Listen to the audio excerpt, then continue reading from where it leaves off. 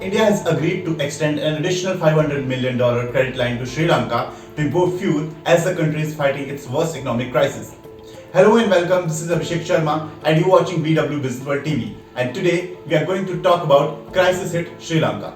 Sri Lankan downfall started in 2012 when its GDP began to fall. COVID-19 pandemic and the ban on fertilizers that led to the less production of grain acted as the fuel to the fire. According to the central bank, Sri Lanka has about $2 billion in its foreign exchange reserve against $7 billion debt due this year. Will the ongoing situation impact Indian economy?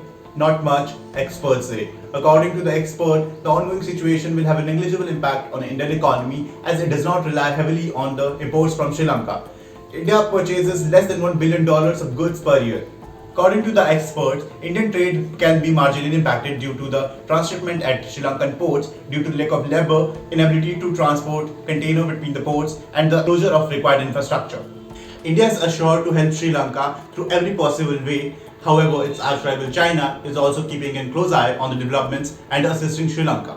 Sri Lankan downfall is due to several reasons, however major cause is related to Chinese funded infrastructure projects. These projects are high on debt services and low on revenue earnings.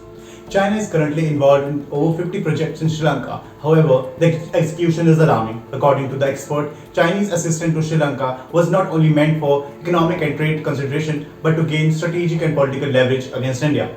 It is also focusing to safeguard interest in Pacific Ocean where most of its energy movement takes place. Currently, China is the second largest lender to Sri Lanka. In 2019, it was holding more than 10% of Sri Lankan outstanding foreign debt. From 2010 to 2020, it became the largest investor in Sri Lanka, replacing India from the position of largest importer of Sri Lankan goods. Let's talk about Chinese debt trap.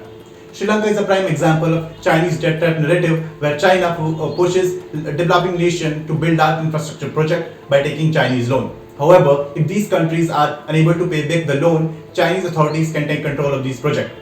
Sri Lanka had to hand over the Hambantota port for 99 years to China as part of its loan repayment process. Sri Lanka, however, in the recent time had cancelled few projects and gave them to India in recently concluded negotiation. Now it will be interesting to see what next will be unfold in the Iceland nation.